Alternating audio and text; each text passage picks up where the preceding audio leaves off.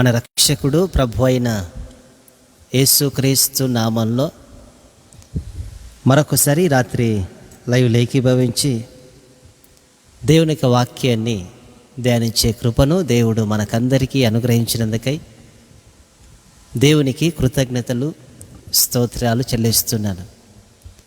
Live ఏకీభవించి దేవుని యొక్క వాక్యాన్ని వింటున్న మీకందరికీ నా హృదయపూర్వకమైన వందనాలు చెల్లిస్తున్నాను.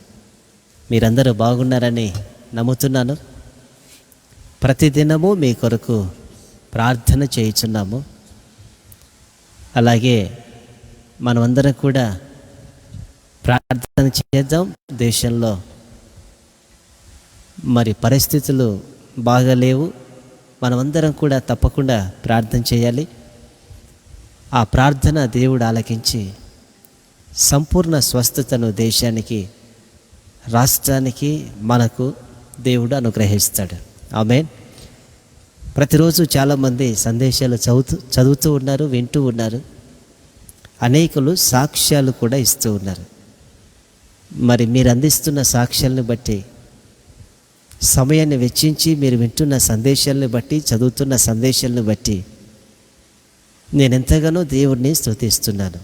మా కొరకు, పరిచర్య కొరకు ప్రార్థించాలని దేవుని సేవకునిగా మీ అందరి ఎదుట తెలియజేస్తున్నాను. ఆమేన్. హల్లెలూయా. మంచిది. రాత్రి దేవుని యొక్క వాక్యాన్ని ధ్యానించుకుందాం. వాక్యం వింటూ ఉన్నప్పుడే ఫేస్బుక్లో మరి మీ గ్రూపులకు కానీ, స్నేహితులకు కానీ ఈ సందేశాల్ని పంపించండి, షేర్ చేయండి. వారు కూడా దేవుని యొక్క వాక్యాన్ని వింటారు. ఆమేన్. దేవుడు సృష్టిని కలగజేశాడు. భూమిని, ఆకాశాన్ని కలగజేశాడు. జీవరాశుల్ని కలగజేశాడు. పక్షుల్ని, జంతువుల్ని, సమస్తాన్ని కలగజేశాడు. ప్రకృతిని కలగజేశాడు. సమస్తాన్ని దేవుడు కలుగజేశాడు. అయితే దేవుడు కలగజేసిన వీటన్నిటిని అనుభవించడానికి, వాటిని అనుభవించి ఆస్వాదించి దేవుని నామాన్ని ఘనపరచుట కొరకు,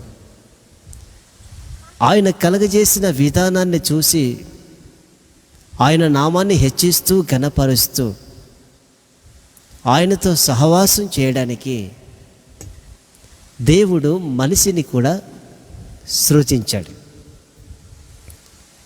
కారణం ఏంటంటే, తన నోటి మాట చేత ప్రపంచాన్ని, ఈ సృష్టిని, సమస్తాన్ని కలగజేశాడు. కేవలం దేవుడు మాత్రమే కలగజేసి ఆ కలగజేసిన వాటన్నిటినీ మనిషి చూసి దేవుని ఘనపరచుట కొరకు మనిషిని దేవుడు కలగజేశాడు. ఆయన కలగజేసిన తర్వాత అది ఏ ఉపయోగం లేకపోతే వ్యర్థమే కదా. అందుకని దేవుడు కలుగజేసిన వాటన్నిటినీ మనిషి ఆస్వాదించి అనుభవిస్తూ దేవుణ్ణి ఘనపరచాలని, ఆయన నామాన్ని గొప్ప చేయాలని దేవుడు ఆదామును కలగజేశాడు. దేవునితో సహవాసంలో ఉన్నాడు. ఆయన కలగజేసిన ప్రతిదాన్ని ఆయన ఆస్వాదిస్తూ ఉన్నాడు. చేయకూడని పాపం చేసి దేవుని సన్నిధికి, ఆస్వాదించే ప్రకృతికి మనిషి దూరం అయిపోయాడు. దేవుని ప్రేమ మనుషుల్ని వెతుక్కుంటూ వచ్చింది. నా ప్రియమైన సహోదరి, సహోదరులారా, దేవుని ప్రేమ మనుషుల్ని వెతుక్కుంటూ వచ్చింది. దేవుడు మళ్ళీ మనుషుల్ని తన దగ్గరికి చేర్చుకోవాలని దేవుడు ఆశించాడు. ప్రవక్తల్ని పంపించాడు. చివరికి యేసు ప్రభుని కూడా ఈ లోకానికి మన కొరకు, నీ కొరకు, నా కొరకు పంపించాడు. కానీ మనిషి ఏమో ఈ లోకమే శాశ్వతం, మేమిక్కడే బ్రతికేది అని మనిషి అనుకుంటూ విచ్చలవిడిగా తిరుగుతున్నారు, ప్రవర్తిస్తున్నారు. ఇదే శాశ్వతం అన్నట్లుగా మనిషి ప్రయత్నాలు చేస్తున్నాడు ఇష్టం వచ్చినట్లు బ్రతకడానికి. మనం ఈ లోకానికి వచ్చింది ఇష్టం వచ్చినట్లు బ్రతికే దానికోసం కాదు. ఇక్కడే మిద్దెల మీద మిద్దెలు కట్టుకొని బ్రతకాలని కాదు. ఆయన కలగజేసిన వాటన్నిటినీ అనుభవిస్తూ, ఆస్వాదిస్తూ, వాటిని మన జీవితంలో ఇదిగో అనుభవిస్తూ, దేవుని నామాన్ని ఘనపరుస్తూ, ఆయన కొరకు సాక్షులుగా జీవిస్తూ, ఈ లోకంలో మనం కన్ను మూస్తే ఇదిగో దేవునితో యుగ యుగాలు బ్రతికే ఆ ధన్యతను పొందుకోవాలని, మన కొరకు దాచబడి ఉన్న ఆ రాజ్యంలో చేరి ప్రభుతో యుగ యుగాలు బ్రతకాలని దేవుడు ఆశిస్తున్నాడు. ఆమేన్. అందుకే దేవుని యొక్క వాక్యం మనకు స్పష్టముగా తెలియజేస్తూ ఉంది. చూడండి, మీ దగ్గర బైబిల్ ఉంటే, లేకపోతే నేను చదువుతాను. పేతురు రాసిన మొదటి పత్రిక 2వ అధ్యాయం 11వ వచనం. ప్రియులారా, మీరు పరదేశులను యాత్రికులునై ఉన్నారు గనుక ఆత్మకు విరోధముగా పోరాడు శరీరాశలను విసర్జించి. చూసారా? ప్రియులారా, మీరు పరదేశులు యాత్రికులనై ఉన్నారు. పరదేశులము యాత్రికులమై ఉన్నాం మనం. ఈ లోకానికి వచ్చింది ఆయన కలగజేసిన వాటన్నిటిని అనుభవించి, మనం ఆస్వాదిస్తూ, ఆయన నామాన్ని గొప్ప చేస్తూ, ఆయన కొరకు సాక్షులుగా బ్రతికి తిరిగి మళ్ళీ మన దేశానికి వెళ్ళిపోవాలి. తిరిగి మళ్ళీ మన దేశానికి వెళ్ళిపోవాలి. అదే యేసు ప్రభు నివసించే ఆ దేశం, పరలోక రాజ్యం. ఆ రాజ్యం చూసారా? మనము పరదేశులం. మన పౌరసత్వం ఇక్కడ కాదు, పరలోకంలో. చాలామంది ఈ భూమి మీద పౌరసత్వాన్ని పొందుకునేదానికి మనుషులు శత ప్రయత్నాలు చేస్తూ ఉంటారు. కానీ సంపాదించింది మాత్రం ఏ ఒక్క చెల్లిగవ్వ కూడా తీసుకెళ్ళేదానికి వీల్లేదు. ఈ స్థలం నాది, ఈ స్థలం నాది అని మనుషులు పోట్లాడుకుంటున్నారు, హక్కును సంపాదించుకునేదానికి. అయితే మనం నేర్చుకోవాల్సింది ఏమిటంటే, నిజమైన పౌరసత్వం, నిజమైన హక్కు పరలోకంలో మనం పొందుకునే ఆ ఆలోచన కలిగి ఉండడం నేర్చుకోవాలి. అలా బ్రతకాలి. మనం యాత్రికులం అండి. ఈ లోకానికి మనం వేరే దేశం నుంచి వచ్చాము. ఎలా వచ్చాము? యాత్రికుల్లాగా వచ్చాం. యాత్రికులు ఉంటారు, యాత్రలు చేస్తూ ఉంటారు. ఆ ప్రదేశంలో మంచివి ఏమైనా ఉంటే చూసేదానికి వెళ్తారు. ఈ ప్రాంతంలో ప్రత్యేకమైనవి ఏమైనా ఉంటే వాటిని చూసేదానికి వెళ్తారు. ఫలానా స్థలంలో ప్రాముఖ్యమైనవి ఉన్నాయంటే వాటిని చూసేదానికి వెళ్తారు. ఇలా ఆ ప్రాంతం ఈ ప్రాంతం దర్శించుకుంటూ చూసుకుంటూ వెళ్ళే వాళ్ళని యాత్రికులు అంటారు. మనం కూడా యాత్రికులం. ఇప్పుడు మనం వేరే దేశానికి వెళ్ళాం, చూడదగ్గ ప్రదేశాలను చూడడానికి వెళ్ళాం. మనం అక్కడికి వెళ్ళిన తర్వాత మన భాష కాదు, మన ప్రాంతం కాదు, మన రాష్ట్రం కాదు, మన ప్రజలు కాదు, మన లాంగ్వేజ్ కాదు, వాళ్ళు మనల్ని చూసి వీళ్ళు యాత్రికులు అంటారు. యాత్ర చేయడానికి వెళ్ళిన తర్వాత తిరిగి మళ్ళీ మన దేశానికి రావాలి కదా, మన ఇంటికి రావాలి కదా. ఒకవేళ వారం రోజులు యాత్ర చేయడానికి వెళ్తే ఒకరోజు లేట్ అయినా తిరిగి మళ్ళీ మన ఇంటికి రావాలి. యాత్ర చేయడానికి వెళ్ళిన తర్వాత తప్పకుండా ఏదో ఒకరోజు తిరిగి రావాల్సి వస్తుంది, తిరిగి రాక తప్పదు. మన ఇంటికి మనం రావాలి. అదే యాత్రికులం. లేదండి, నేను యాత్ర చేయడానికి వచ్చాను, ఈ ప్రాంతం బాగుంది, ఈ మనుషులు బాగున్నారు, ఇక్కడ ఉంటే బాగా డబ్బు సంపాదించుకోవచ్చు, మేడమిద్దెలు కట్టుకోవచ్చు, నాకు ఇక్కడే సుఖంగా ఉంది అని యాత్ర చేయడానికి వెళ్ళిన వాళ్ళు అదే ప్రాంతంలో అదే స్థలంలో ఉండాలని కోరుకుంటే తప్పు కదా. తనకంటూ బాధ్యతలు ఉన్నాయి, తనకంటూ ఒక కుటుంబం ఉంది, తనకంటూ పిల్లలు ఉన్నారు, నాన్న వాళ్ళు ఉంటారు. తప్పకుండా యాత్ర చేసి ముగించి రావాలి. మనమందరం యాత్రికులం. ఈ యాత్ర ముగించి తిరిగి మళ్ళీ మన దేశానికి వెళ్ళాలి. అదే పౌరసత్వం. మనమంతా పరదేశులం అండి, పరదేశులం. ఈ లోకానికి సంబంధించిన వాళ్ళం కాదు. అందుకే దేవుని యొక్క వాక్యంలో మనకు తేటగా తెలియజేస్తూ ఉంది. దయచేసి మీ దగ్గర బైబిల్ ఉంటే చూడండి, లేకపోతే నేను చదువుతాను, మీరందరూ వినండి.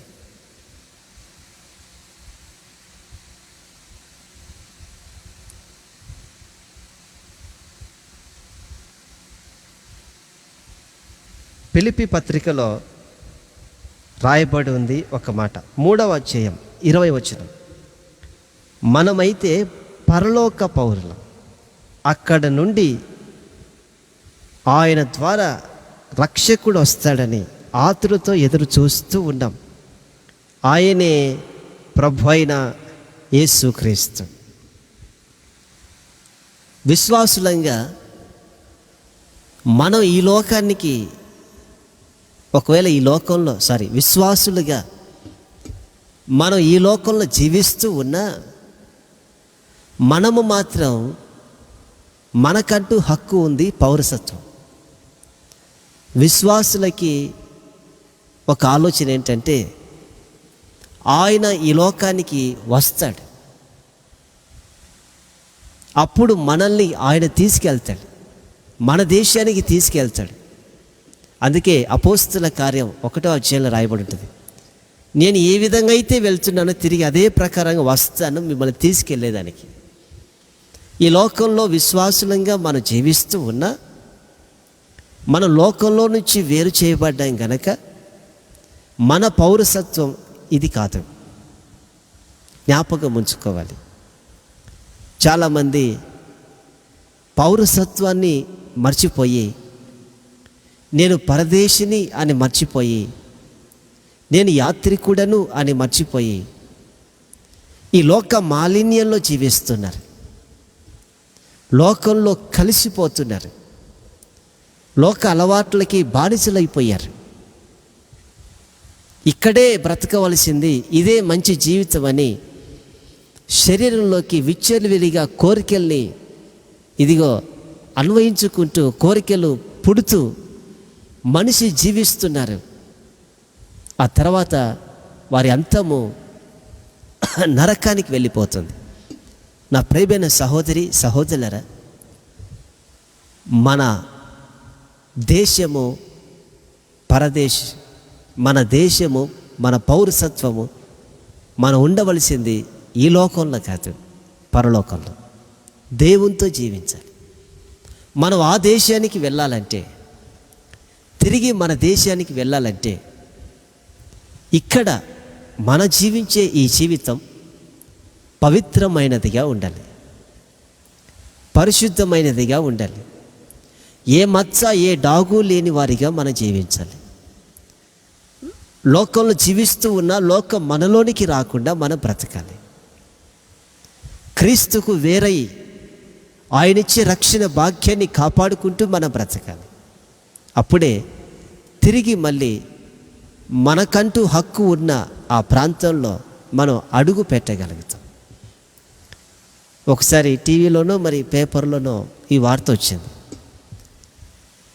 ఇక్కడ నుండి ఇండియా దేశం నుంచి వేరే దేశానికి వెళ్ళాడు ఒక ఆయన. అక్కడ ఆ దేశంలో ఏదో తప్పు చేస్తే అక్కడున్న పోలీసు వాళ్ళు తీసుకెళ్ళి అతన్ని జైల్లో పెట్టారు. అతన్ని విడిపించేదానికి శత ప్రయత్నాలు చేశారు. చూసారా? లేదండి, నేను పరాయి దేశం నుంచి వచ్చాను, ఈ రూల్స్ అన్నీ నాకు తెలియదండి, కామన్గా అనుకున్నాను, మా దేశంలో జరుగుతున్నట్లుగానే అనుకున్నాను నేను కూడా అని చెప్తే కుదరదు. ఇక ఆ దేశంలో నుంచి ఈ దేశానికి వచ్చేసరికి ఎన్నో తిప్పలు పడ్డాడు. అంటే దాని ఉద్దేశం ఏంటంటే, తిరిగి మళ్ళీ మన దేశానికి వెళ్ళాలంటే ఇప్పుడు జీవిస్తున్న ఈ దేశంలో, ఈ ప్రాంతంలో, ఈ రాష్ట్రంలో మనం ఇప్పుడు మన వ్యక్తిగత జీవితం పవిత్రమైనదిగా ఉండాలి. మనలను మనం కాపాడుకోవాలి. మన దేశానికి వెళ్ళేదానికి ఇదిగో దేవుడు మనల్ని చూసి అభ్యంతరం చెప్పకూడదు. ఆమేన్, హల్లెలూయా. అర్థమవుతుందని అనుకుంటున్నాను నేను. ఒక్క మాటలో చెప్పాలంటే, తిరిగి మళ్ళీ మనం యేసు ప్రభుతో యుగాలు కలిసి బ్రతకాలంటే మన జీవితము పవిత్రమైనదిగా ఉండాలి. ఆయన పరిశుద్ధుడు, మనం కూడా పరిశుద్ధులై ఉండాలి. ఆయన పవిత్రుడు, ఆ పవిత్రత మనం కూడా కలిగి ఉండాలి. అప్పుడే మన పౌరసత్వాన్ని మనం కాపాడుకోగలుగుతాం, పొందుకోగలుగుతాం, అక్కడికి చేరుకోగలుగుతాం. చాలామంది ఆత్మల విషయంలో నిర్లక్ష్యం చేస్తూ ఉన్నారు, రక్షణ విషయంలో నిర్లక్ష్యం చేస్తూ ఉన్నారు. బాప్టిజం తీసుకునే ఉన్నారు, మందిరానికి వస్తూనే ఉంటారు. కానీ నా జీవితము, నా వ్యక్తిగతము, నా రక్షణ ప్రభుతో కలిసి జీవించాలి అనే ఆలోచన మర్చిపోయి తిరుగుతున్నారు. చనిపోయిన తర్వాత ఎవరు చూశారయ్యా, పరలోకమా నరకమా అని అంటూ ఉన్నారు కొంతమంది క్రైస్తవులు, నామకార్థ క్రైస్తవులు. చనిపోయిన తర్వాత ఎవరు చూశారు, ఏం చూశారు? పరలోకమా నరకమా? ఏదో నమ్ముకున్నామంటే నమ్ముకున్నాం దేవుణ్ణి, ప్రార్థనకి రావాలంటే వస్తున్నాం, దేవుడు మేలు చేస్తాడంటే నమ్ముకున్నాం అంటున్నారు కొంతమంది. నా ప్రేమైన సహోదరి సహోదరులారా, జ్ఞాపకం ఉంచుకోనండి, ఈ లోకంలో మనం జీవించే జీవితాన్ని బట్టి మనము క్రీస్తుతో ఉంటామా, లేకపోతే అగ్ని ఆరదు పురుగు చావదు అన్నట్లుగా నరకంలో ఉంటామా అనేది మనం ఇప్పుడే ఆలోచన చేయాలి. ఒక నిర్ణయం తీసుకోవాలి. తిరిగి మళ్ళీ నా దేశానికి వెళ్ళాలి, తిరిగి దేవునితో యుగాలు నేను బ్రతకాలి. అలా నేను ఆయనతో బ్రతకాలంటే ఈ లోకంలో మాలిన్యం అంటకుండా నేను బ్రతకాలి. నా రక్షణను నేను కాపాడుకోవాలి, నేను భద్రపరచబడాలి, పవిత్రపరచబడాలి. ఈ దేశంలోనే, ఈ ప్రాంతంలోనే, ఈ భూమి మీద ఇదే బ్రతుకు కాదు. ఇక్కడ కన్ను మూస్తే తిరిగి నా దేశంలో కన్ను తెరవాలి, నా పౌరసత్వంలో నేను జీవించాలి అనే ఆలోచన కలిగి మన బ్రతకాలి. ఇదే జన్మ కాదు. క్రైస్తవునికి ఒకవేళ మరణం ఒకటే, తర్వాత తిరిగి లేచే అనుభవం ఉంది. నా ప్రియమైన సహోదరి సహోదరులారా, క్రైస్తవుడి భూమి మీద కన్ను మూస్తే తిరిగి మళ్ళీ కళ్ళు తెరుస్తారు, దేవునితో జీవించే భాగ్యాన్ని కలిగి జీవిస్తారు. అందుకే చాలామంది అంటూ ఉంటారు, క్రైస్తవునికి మరణం లేదు అని. ఈ భూమి మీద కన్ను మూసిన తిరిగి మళ్ళీ కళ్ళు తెరిచి ప్రభుతో జీవించే భాగ్యాన్ని వారు కలిగి ఉంటారు. ఇది నిజమైన జీవితం కాదండి, ఇది నిజమైన బ్రతుకు కాదు. ఈ భూమి మీద కళ్ళు మూస్తే తిరిగి కళ్ళు తెరిచిన తర్వాత దేవునితో జీవించే ఆ భాగ్యమే, ఆ జీవితమే గొప్ప ధన్యకరమైన జీవితం. గనక మనం పరదేశులం, మన దేశం వేరు, మన ప్రాంతం వేరు, మనం ఉండవలసిన స్థలం వేరు. అందుకని ఆ స్థలం కొరకు, ఆ ప్రాంతం కొరకు మనం తిరిగి వెళ్ళాలి. అలా వెళ్ళాలంటే ఇదిగో మధ్యలో అడ్డులు ఏమి ఉండకూడదు. అలా వెళ్ళాలంటే ఆటంకాలు ఉండకూడదు. అక్కడికి వెళ్ళాలంటే అభ్యంతరాలు ఉండకూడదు. ఆ అభ్యంతరాలు ఏమిటి? పాపం అనేది ఒక అభ్యంతరం, లోక మాలిన్యం అనేది ఒక అభ్యంతరం, ఇదిగో జీవించే జీవితంలో అపవిత్రత అనేది ఒక అభ్యంతరం. ఇవేవి ఉండకుండా మన జీవితాన్ని మనం పరిశుద్ధపరుచుకొని ఎప్పటికప్పుడు క్రీస్తు రక్తంలో కడగబడుతూ మనల్ని మనం కాపాడుకుంటూ ఉన్నప్పుడు తప్పకుండా ఏ అభ్యంతరం లేకుండా మనం అక్కడికి చేరుకోగలుగుతాం.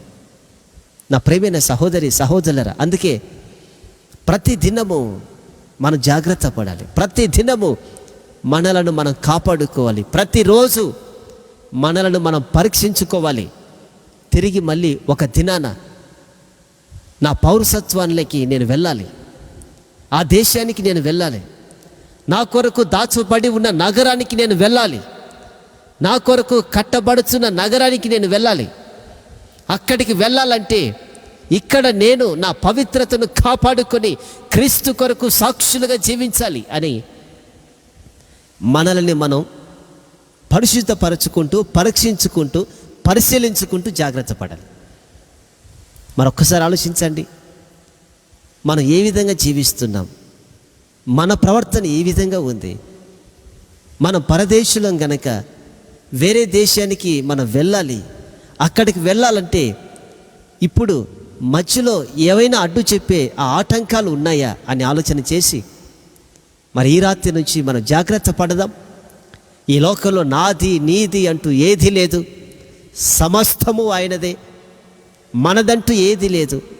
ఏమీ లేని దాని కొరకు అంత ఆరాటం ఎందుకు?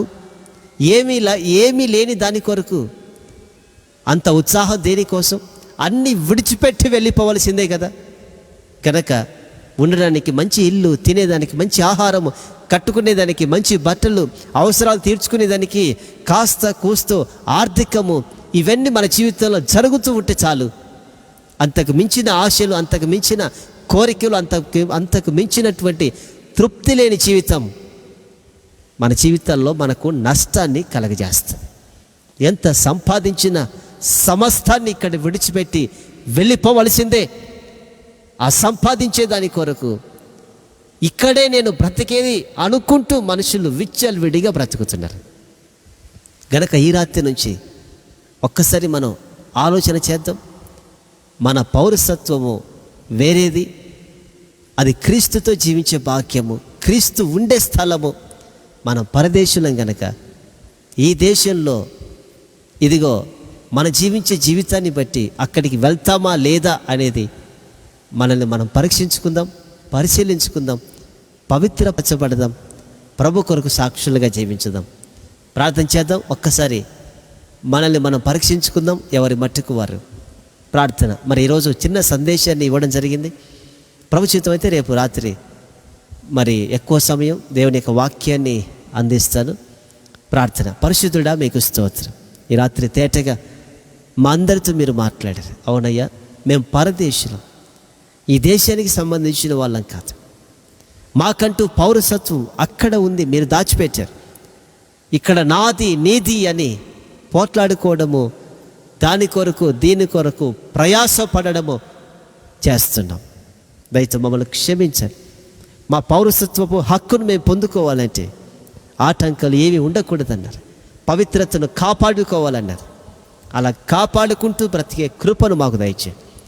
బైబిల్లో ఏకీభవించి వాక్యం విన్న ప్రతి ఒక్కరిని దీవించి ఆశీర్వదించి, ఇదిగో మాకంటూ ఒక దేశం ఉంది, క్రీస్తుతో బ్రతకాలి అనే ఆలోచన కలిగి మేమందరం జీవించే భాగ్యం దయచేయమని యేసు నామంలో ప్రార్థిస్తున్నాము తండ్రి, ఆమేన్. మన తండ్రి అయిన దేవుని ప్రేమయు, కుమారుడైన యేసు క్రీస్తు యొక్క కృపయు, పరిశుద్ధాత్మని కన్యన సహవాసము ఇప్పుడు ఎల్లప్పుడు సదాకాలము మనకందరికీ తోడై ఉండునుగాక. ఆమేన్. యేసు రక్తమే జయం. ప్రభు యేసు రక్తమే జయం. ప్రభు యేసు నామమునకు సంపూర్ణ విజయము కలుగునుగాక. ఆమేన్. మంచిది, విన్నాం కదా. మనము పరదేశులం గనక ఆ దేశానికి వెళ్ళాలంటే ఇక్కడ మన జీవించే జీవితము చాలా ప్రాముఖ్యమని విన్నాము. తప్పకుండా ఆ దేశానికి వెళ్ళగలిగేలా మన రక్షణను మన ఆత్మలను మనం కాపాడుకుందాం. ఆమేన్. మరి మా కొరకు ప్రార్థించండి. ప్రభు చిత్తమైతే రేపు రాత్రి లైవ్ ఏకీభవించి దేవుని యొక్క వాక్యాన్ని ధ్యానించుకుందాం. రోజు రాసి పంపిస్తున్న సందేశాలను కూడా మీరు చదవండి, అనేకులకు తెలియజేయండి. దేవుడు తప్పకుండా మీతో మాట్లాడతాడు, ప్రభు ఆశీర్వదిస్తాడు. మరి ప్రభు చిత్తమైతే రేపు రాత్రి లైవ్ ఏకీభవించి దేవుని యొక్క వాక్యాన్ని ధ్యానించుకుందాం. అంతవరకు దేవుని యొక్క మహాకృప మనకందరికీ తోడే ఉండును గాక. ఆమేన్.